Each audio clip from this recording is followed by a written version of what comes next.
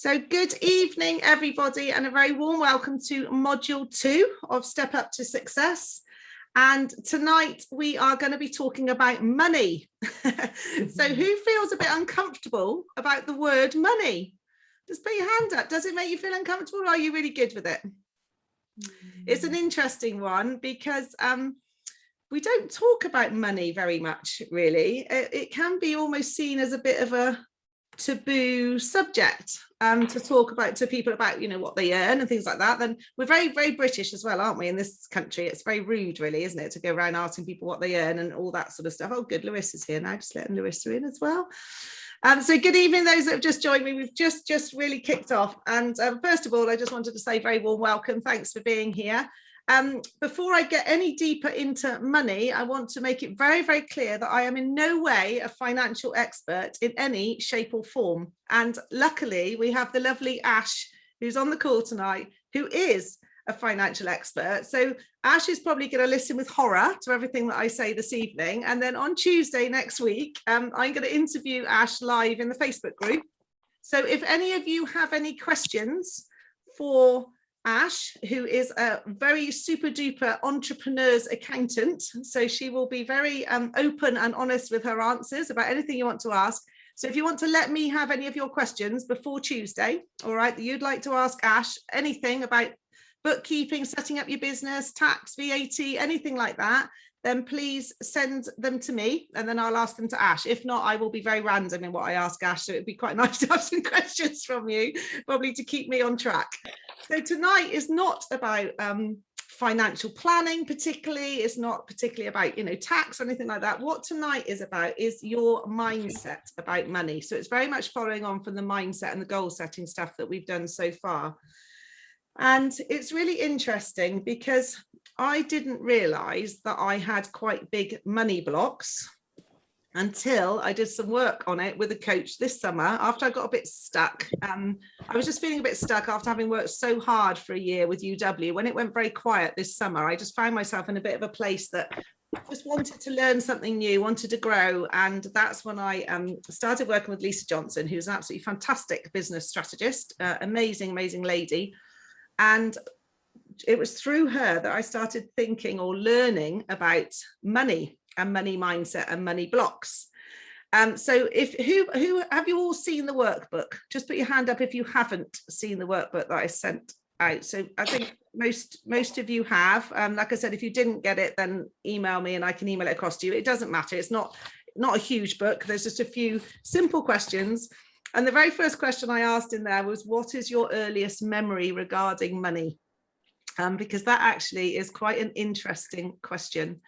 And the second one was, as a child, what was the situation with money in your household? Now, you may think that is completely irrelevant to your life now, but it's very likely that you are carrying around some sort of blocks and some issues about money. It might be in a good way. I'm not saying it's necessarily bad. It could be how it's formed you to be very, very good about money, to think well about money.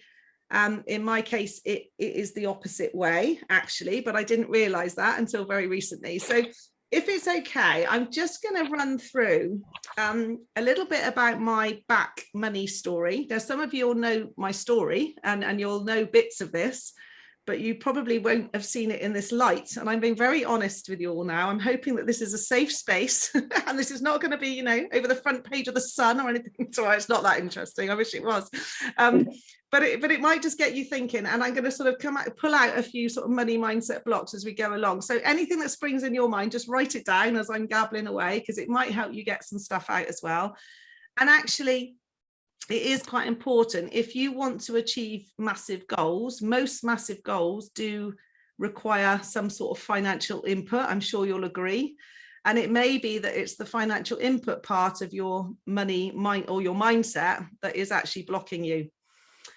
So my very first memory when I was asked to do this about money, and I hadn't thought about it at all till I was asked this question, was when I was about 6, I think. My dad, he's not with us anymore, as you know, so I definitely do not want to talk badly about the dead, because I love my dad. He was an amazing man in many ways. However, financially, he was not particularly good with money. And I've always just told myself I'm not good with money like dad. You know, that is one of my major things that I have said all through my life, but I didn't really realize why. So dad was very successful. He had 25 years in the RAF, flight lieutenant, intelligence officer, you know, had a really good career in the RAF, came out of the RAF when he was 40, and then did all his exams and qualified to become a barrister. So that's no mean feat, is it? You know, at the age of 40, completely retraining, getting all his exams. He actually, by the time he passed away, had 4 or 5 degrees, my dad. He was a constant learner. He always wanted to learn. He also was awarded an MBE. So in every single way, from the outside in, would you say that was a successful person? If you heard about someone that had, you know, been in the RAF for 25 years, then trained to be a barrister, and then got awarded an MBE for his services to aviation, you know, he was amazing. Absolutely, you know, love him to bits. And in lots of ways, he was my inspiration. But when it comes to money, he sat us down when I was about 6, and that's when he just qualified to become a barrister. And he had a very nice BMW car and all that sort of stuff, and nice suits. And, you know, again, from the outside in, you'd say he was very successful. He sat us down and he said to us that we could not afford any more. This is really interesting because I remember it completely different to Liz. So what I remember he said was that we weren't allowed any more magazines. We couldn't afford to have our magazines every week that we were having. Now, for me, that was completely devastating because that was when I was trying to become this event rider and I wanted to learn horses, and my magazines were like My Pony and riding and all this sort of stuff. So it was all about what I wanted to achieve. So when Dad said we couldn't have that, it was actually really, you know, it really upset me, but really funny. Liz and I talked about this recently, and she remembers him saying we couldn't have any more sweets, which I thought was really funny. So that was our 2 motivations were obviously different. I think he said magazine or sweets. I think it had to be a treat and not a sort of weekly thing, whatever. So my money mindset block number 1, which is huge, was that successful people don't have any money. Okay, so I think, been really successful in everything I've done in life, but for some reason I haven't accumulated money. And when I look back, I think it's because I think successful people don't necessarily have money. Of course, some do, but this is quite a big thing. So it's quite interesting.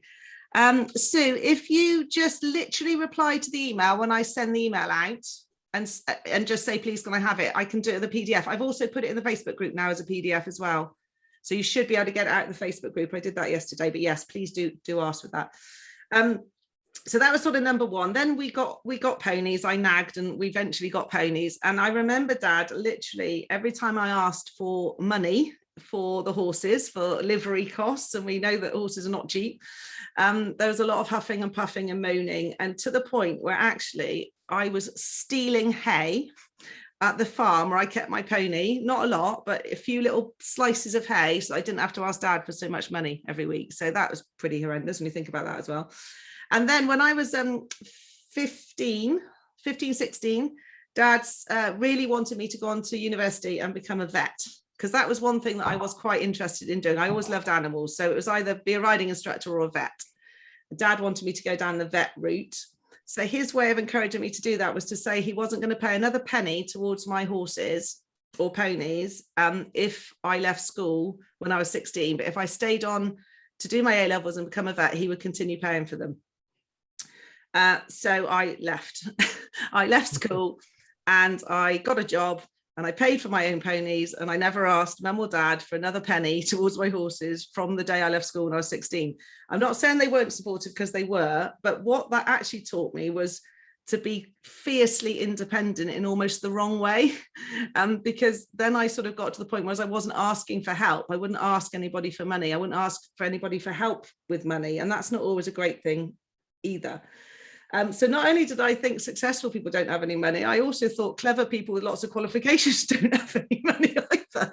So the academic bit was quite worrying. Anyway, off I went, did lots of things. Won't bore you with that, but I always worked hard. I achieved loads. I ran some great businesses, but I literally have always spent whatever I had. So I've never said no to anything. If someone says to me, do you want to come out for a meal? Do you want to go on holiday? Do you want to go to a party? Do you want to do anything? I've always been the person that will say yes, say yes, and then worry about how you're going to do it later, which is all right to a point. I mean, there's lots of good things about that. but I've also always been extremely generous. So if I've got money, I will just give it away. I'll just give it away. I shouldn't tell you all this, should I? But if I've got it and someone asks it, or, you know, I'll always be the first one to buy a round in the pub and all that sort of stuff.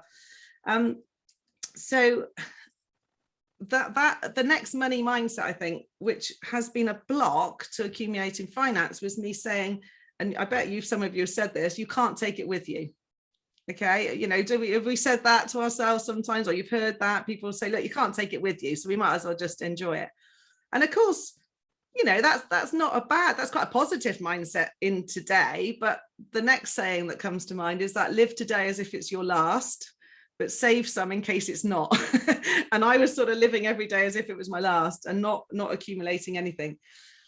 Even to the point when I built up a really successful magazine, and when I sold the magazine for some quite good money, I paid off the loan that I'd taken out to put an arena in at the yard where I had the horses at the time, but it wasn't my yard.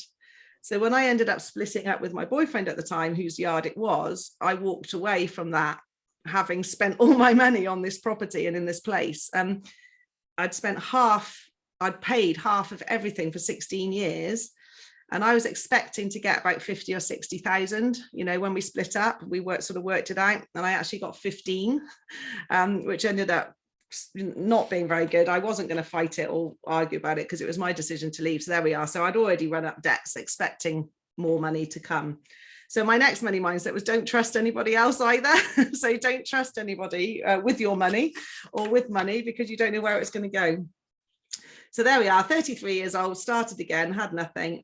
It's all fine, but always had that sort of head in the sand, which is very much like my dad. Head in the sand, it'll all sort itself out.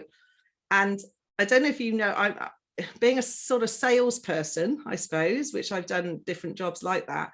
I think it's very easy to always think next month will be better. Does that make sense? So if you've always had a fixed salary, you've probably always known to live within that salary, because you know how much you're going to get every month. Whereas I've never had a fixed salary in my life, because I've always been self-employed. I've always been looking for different ways of making money. I've always had that mindset that, oh, next month will be better. I'll spend this now and next month will be better. So all about really me thinking I'm just rubbish with money. I hope some of you will relate to this. Some of you will recognize this. Some of you will be completely the opposite. It doesn't matter, because actually, if you're sitting there thinking, oh, I'm really good with money, what might somebody else think of you if they think that you think you're really good with money? Because in my mindset in the past, I would have said, oh, they're a bit tight, you know, which is like, again, it's sort of the flip side of the coin, isn't it? Probably because I was just really jealous that someone was good with money and they could do it properly. So I'd come up with that. So long story short, when I joined Utility Warehouse, I had this goal, and I've said this to some of you before, of earning £10,000 a month in residual income. When I very first saw the plan, I was like, right, I'm going to have £10,000 a month. Sorry, that is not a year. £10,000 a month in residual income. That's what my goal is going to be. And I believed, and still believe, that is 100% possible with our business. I know not all of you are in Utility Warehouse, but the way we get paid is repeat income on customers, and the more customers you have, the more that income is going to go up. And that was my belief. So what I did then was I did everything for the next 12 years. I've been building 100% building my passive income. Almost, it's like it's gone the other way. It's in a weird way. Instead of sort of really thinking about the money this month, I've just been building and building and building for the future. And it is working. But last year, I realized I'm 53 years old and I'm a little way off the £10,000 a month in residual income. I'm working towards it, but I'm not there yet. It's a good 4 figures a month, but it's certainly not 5 figures a month. And so if I wanted to get that goal of £10,000 a month, I was going to change some things. And it's been quite a ride to work on my mindset, work on what I can do, what I can do differently. So going back to sort of the work, if anyone wants to share, I mean, we're only quite a small group and we probably have got time. Would anybody like to share their earliest memory about money, or is anything that I've just said sort of related to anybody? And if there's anything that anybody would like to share, obviously it's very personal stuff, so you don't need to. Karina, would you like to say something? Yeah, no, well, mine's quite silly, really. I think I was about 8, and we were going to go and live in Australia. But we were living in London, and my pocket money at the time was 2 and 6, old money, obviously. And then I discovered that the Australian exchange rate, because they still use pounds and shillings then, was it was about 3 and threepence in English money. So I said to my father, you know, my pocket money will have to go up from 2 and sixpence up to 3 and threepence. And he was so amused that I'd worked that out that he gave it to me straight away. Oh, well, that's good. Well, that's a good one, I think. Well done. Well done. Brilliant. So good mathematical brain from an early age. And has that seen you well through life? Do you think that was a sort of mindset that you've carried forwards? It was for a long time. Yes, I think it was. Yeah. That's brilliant. I love that. I love that. Antonia, did you want to share yours? Are you there? I know you're sort of in and out of camera, but you just, I think she may have gone again. That's fine. And Marie, go on then. Marie, go for it. Ah, she said I might. I'm muted. No, you're not. I can. No, I'm not. Okay. I don't know. It's strange. I was thinking about this, and I remember when I was about 6, I went with my mum and my brothers and sisters to visit a friend. And when we got there, they were just going out because they were going to the pantomime. And they said, "Why don't you come with us?" And my mum looked in her purse, and it really worried me. She didn't seem to have the money to go. And I felt really sorry for my mum that she couldn't take us as well. I wasn't bothered about the pantomime, just felt sorry for the moment when she was raking in her purse. And I think now that we're talking like this, that obviously bothered me. And I've always, I'm not very good at spending my money on me. Okay. And I think it's because of that. And I spoke to my mum about this years later because I just kept it to myself. And she said, "Oh, I just hadn't brought no, it wasn't a problem, Marie. I hadn't had the money with me. I just bought some change because we were visiting friends." And I thought, I wished I'd asked her that all them years back, because I think it did have an effect on me that I felt I had to save and look after my money. And I would only buy something if I really, really wanted it. And I think I still do that. Tend to not spend it on myself. Yeah, it's a difficult one, isn't it? Because there is no right or wrong, is there? I mean, I think with me, it made me frivolent because if I had money, I wanted to enjoy it. You know, I didn't want to ever be told I couldn't have a magazine again. You know, I think that's if I want a bloody magazine, I'll have a magazine whether I can afford it or not. And well, I had a good wage because I was in the Navy. I was a nurse in the Navy and a midwife, so I had plenty of money. Yeah. But, I still felt I should look after it, you know. Oh, no, that's good. Well, my husband's a different story though, so that I can resonate with you. Oh, well, that's probably why I ended up on my own after twice. But anyway, that's fine. That's another story. We're not going to go into relationship counseling tonight. That'll be another story altogether. So the sort of next question, we've got some sort of slides and stuff because this is about mindset, and I've just got some things to run through with you which you might find useful. But before that, what do you think when you think of rich people? You know, is there words that come into your head that are negative? Is it all positive? Lucky. Lucky. That's a really good one. I didn't write that down actually, but lucky is a really interesting one, isn't it? Because they're probably, well, they might be lucky, but most people have probably worked for it. Anything else? Savvy. I put famous. Famous. There we go. So in your head, only famous people are rich, maybe. It's not for the ordinary people. It's for the celebrity people to be rich. That's really interesting. I was going to say posh. Posh. Okay. So in your mind, there's a certain image of a person. Yeah, with somebody I know at the moment. Yeah. That's really interesting as well. No balance. Who said that, Adam? Yeah. Yeah, no work-life balance. You need to be working 80 hours a week and all that sort of stuff. Yeah, that's another great one, isn't it? Because wouldn't that stop you? So there's a couple of things there, isn't there? So, you know, okay, so I'm not famous, so I can't do that. I'm not posh, so that's that. And what if I don't want to work 80 hours a week? Well, I can't be rich then. It's all mind monkey stuff because none of those things are true, are they necessarily? It's about working smart, not hard, isn't it? A lot of the time, particularly the internet businesses and things now. I just wrote, I wish. Okay. So you just, to you, it's not Not possible. no, not possible. Not possible. Not achievable. Wow, well done for being on. This is fascinating, isn't it? Absolutely fascinating, because it goes back to that belief, doesn't it? Firstly, if you're not the person that you think you need to be, it's never going to happen. If you don't think it's ever going to happen, it won't happen. Julie said never be me. Okay. Yeah, it's obviously a Julie thing. Yeah. So come on, Julies. Come on, Julies. You can do this. But firstly, you might not want to be rich. And the other question is, what does rich mean to you?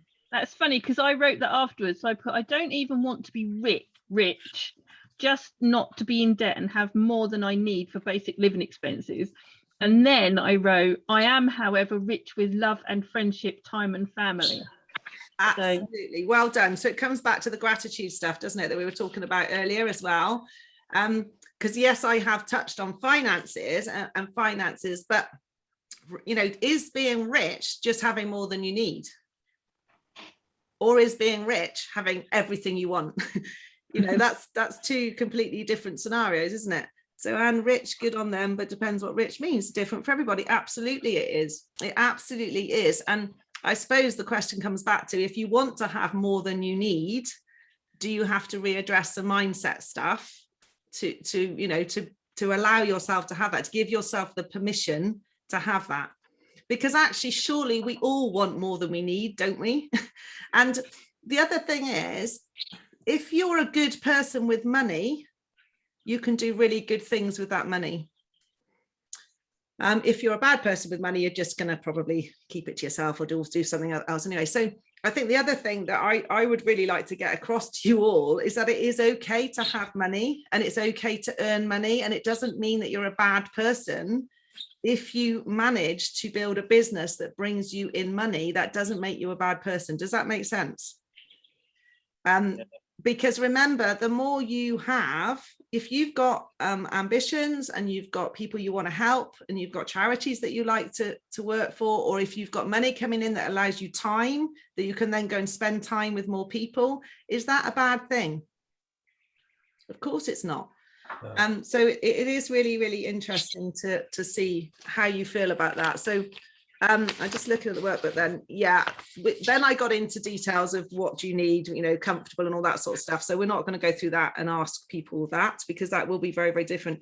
And the first memory of money is that I stole it from my parents because they didn't give me any. Well, there we are, you see. That's quite a damaging first thought, isn't it? And it's a bit like what I was saying about stealing the hay because I didn't want to ask for it. It's like, it's that feeling of scarcity, isn't it, that actually isn't very nice. And another point to make to all of you, because you're all self-employed business people, you may have other jobs as well, but you're all trying to build your own business.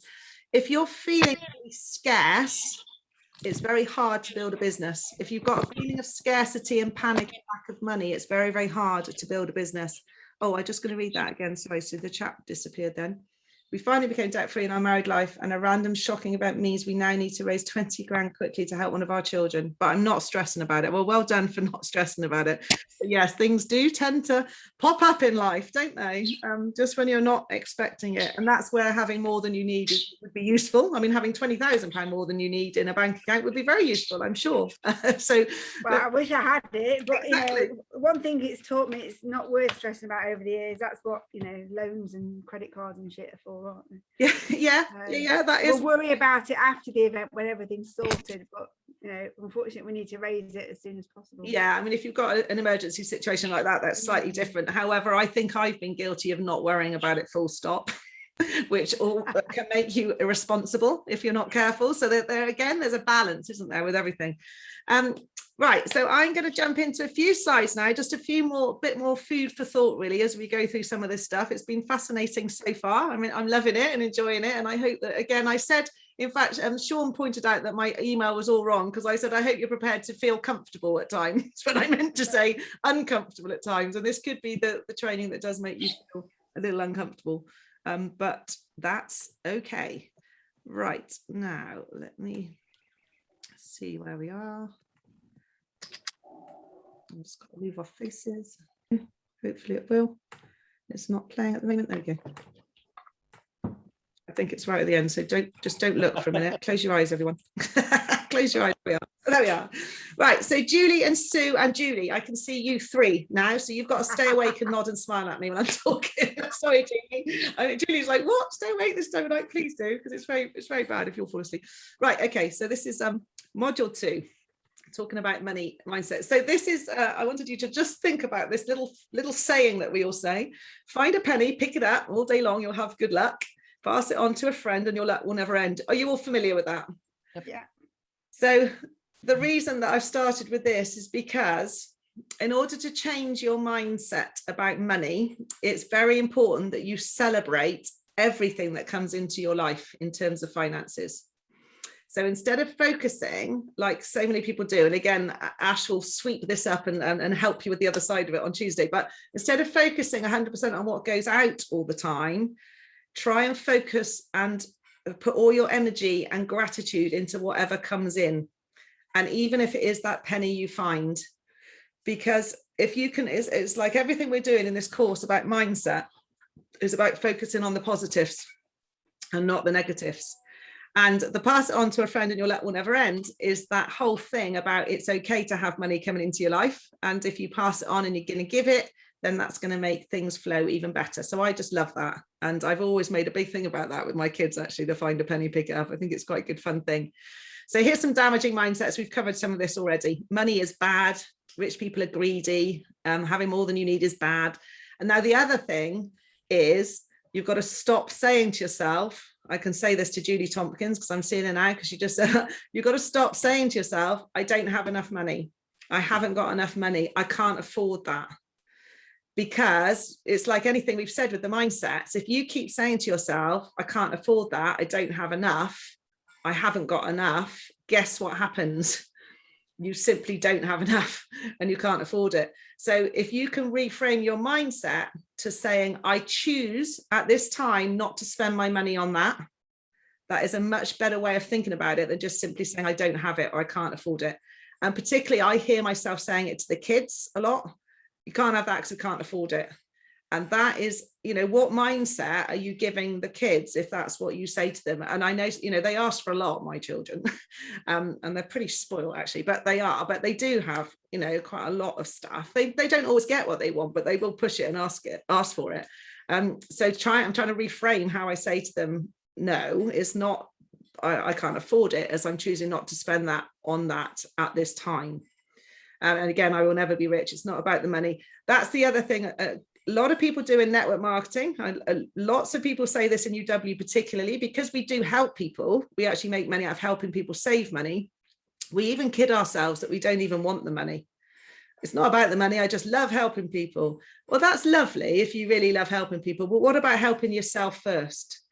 And as I've said, and I'll keep saying it, there is nothing wrong with making money if you're doing it with integrity and you're providing value and you're helping people. So it's not just about helping people, it's about what you can actually achieve from helping people as well. So that's quite an interesting one, an interesting twist on that. So how to change things around, very, very simple stuff, really. Focus and celebrate on every penny. So when you look at your last month and you go onto your bank account, or you keep your books, or you might have your spreadsheets or whatever you have, look at what's come in, not always look at just what's going out. You've obviously got to know what you need to cover going out, but try and dwell on the stuff that's coming in and feel grateful and excited about what is going to come into your life.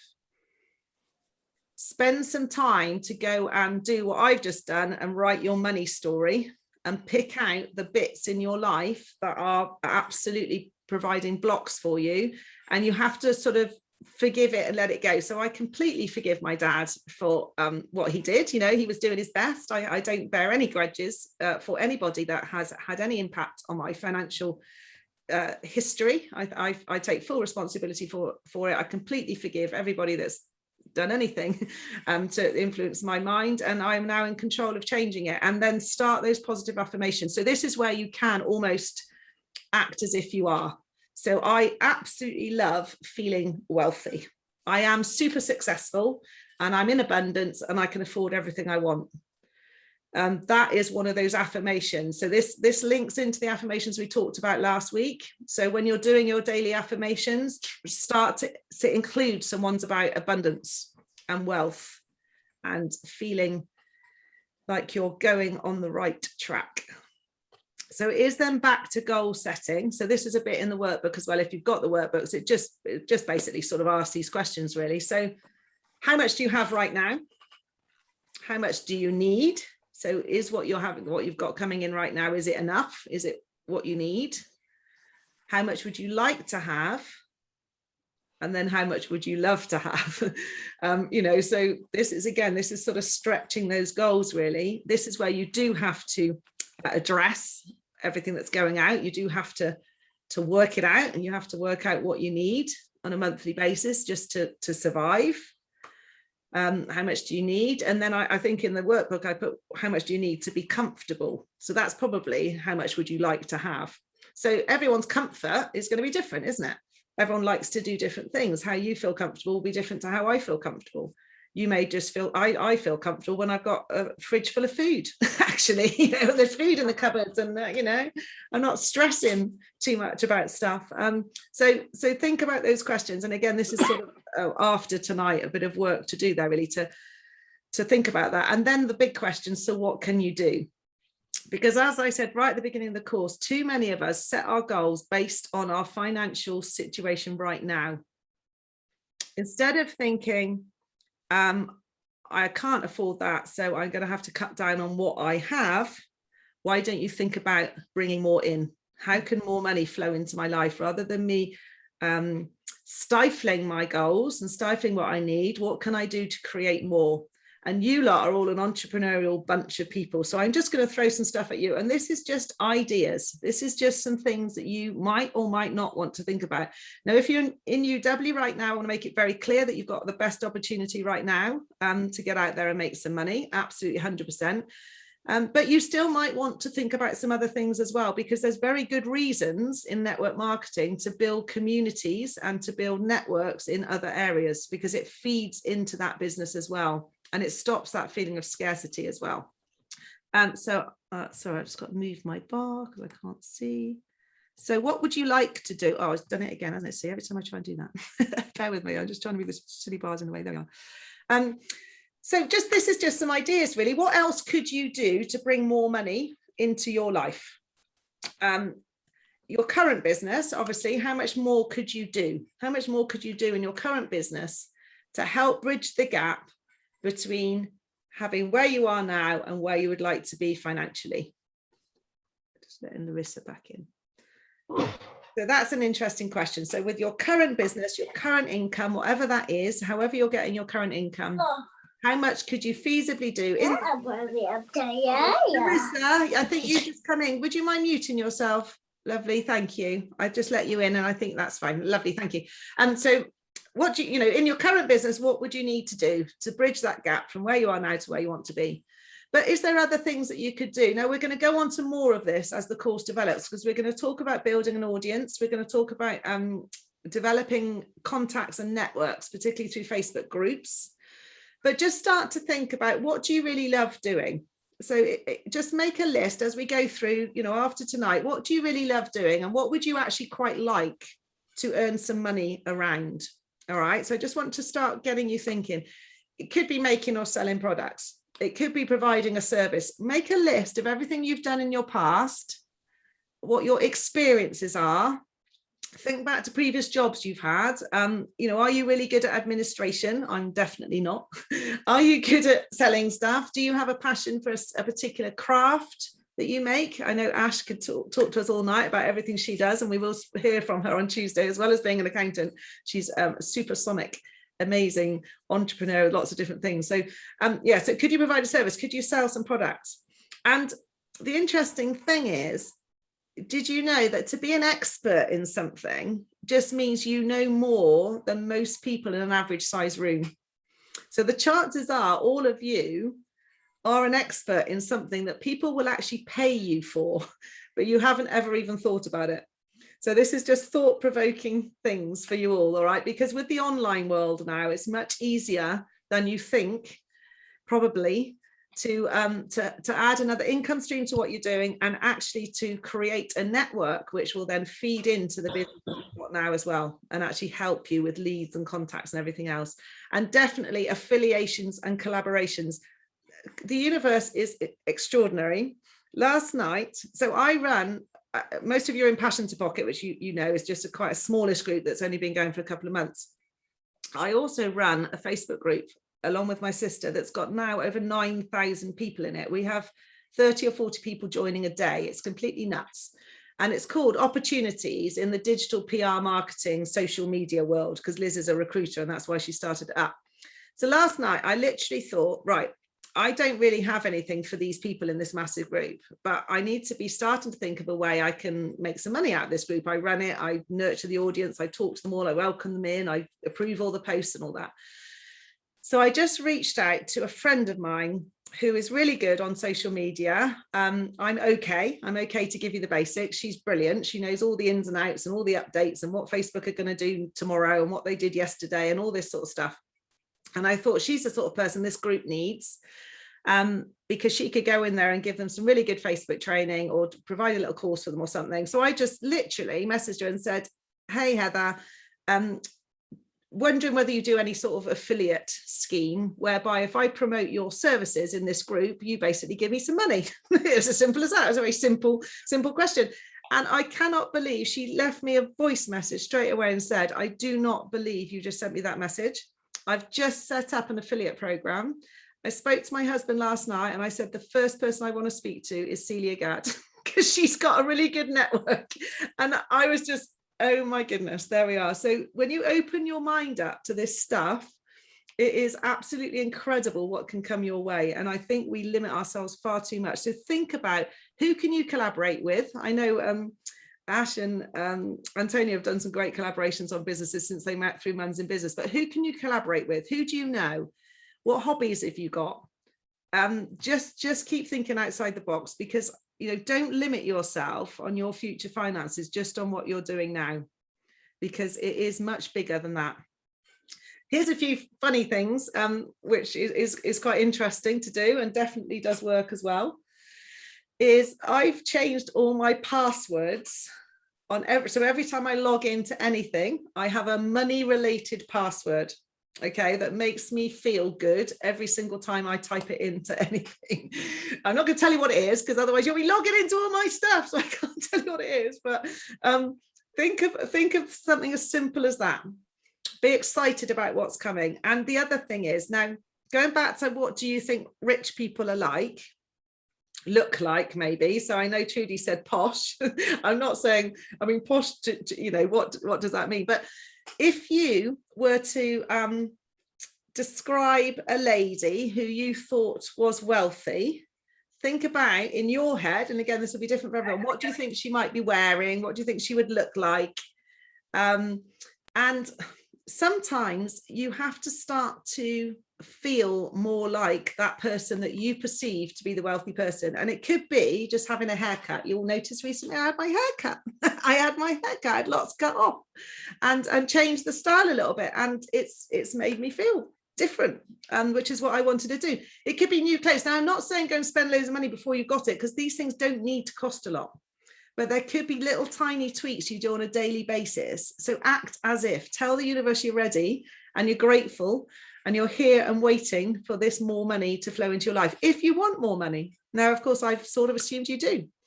Most of you are here setting goals and trying to build your business. So that gives me probably permission to think most of you probably do want more money. And that's why one of the reasons that you're here.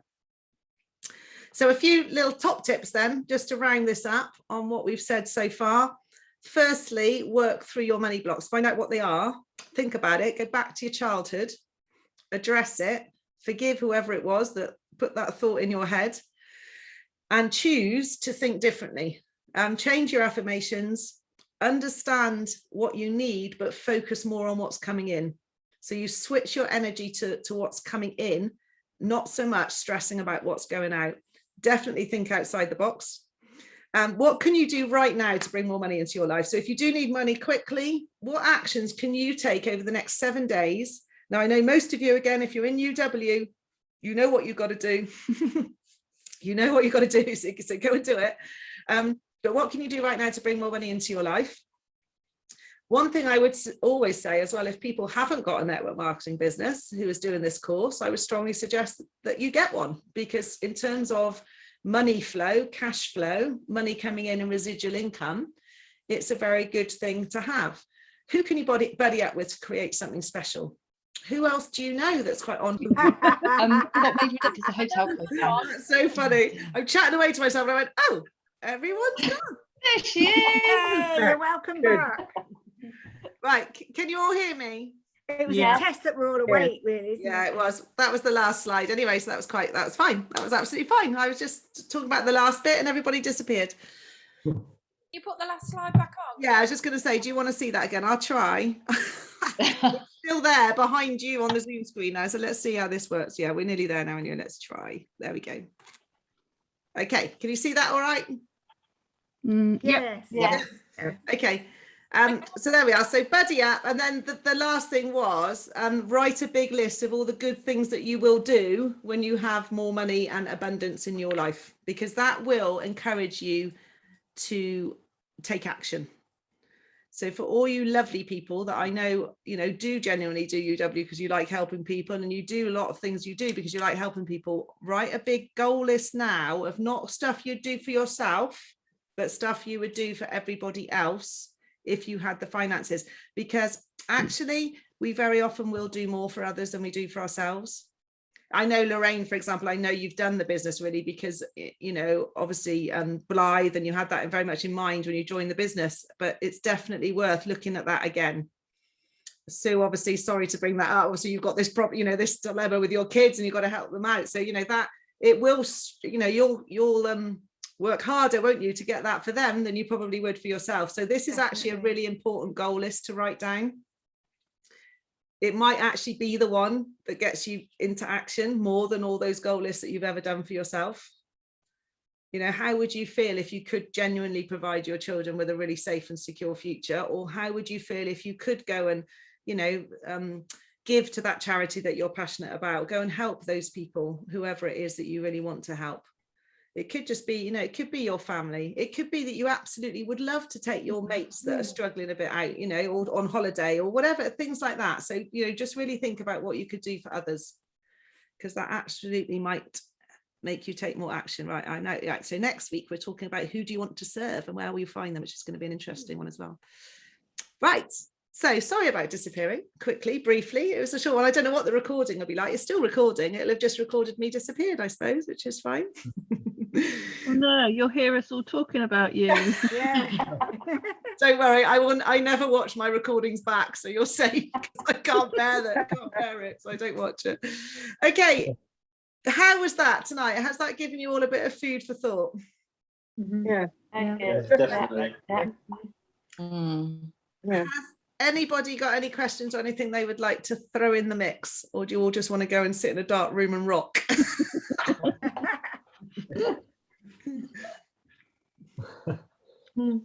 Ash, are you ready to pick up the pieces on Tuesday? Yeah, it'll be fine. It'll be fine. I'm looking forward to it. Looking forward to it. So Ash, I'm nabbing Ash, and we're going to go live in all the various groups for a quick chat on Tuesday. So we'll be in here first. So please do seriously think of anything, you know, that it could be, can I claim this back, you know, for against tax or anything like that. If you want to ask anything like that at all, then get me the questions across before Tuesday and I will ask Ash, and that will be alive in the Facebook group, so you'll be able to go back and watch that whenever, you know, at your convenience. All right, so I will tell you what time. It'd be lovely if you can join us live, but it will just be there as a recording. Good. So affirmations have got to change a little bit now, and thought process and goals are changing a little bit now as we go through. So I'll be interested to see what you all come up with on Monday for your next 7-day goals. And of course, if you want to go back, you know, and tweak anything you did for your 6-week or next year, then go for it. And please feel free to use the Facebook group a bit more. I haven't been in there as much as I should, and I apologise. I've been extremely busy. That's no excuse. But do go in there, you know, post stuff. If you want to put any accountability in there or put your goals in there or any thoughts from tonight, please do. And another thing, just a bit of a favour, if you felt like putting any post anywhere on social media just about anything that's sprung, you know, any thought-provoking stuff or anything that you feel you've not learned, but addressed through being on this course, if you do put anything up on social media, if you wanted to, can you just put hashtag step up to success so I can find it, if that's all right?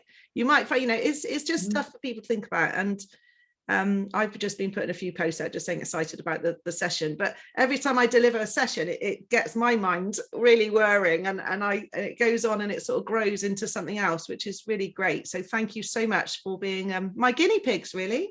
So thank you, because it's good.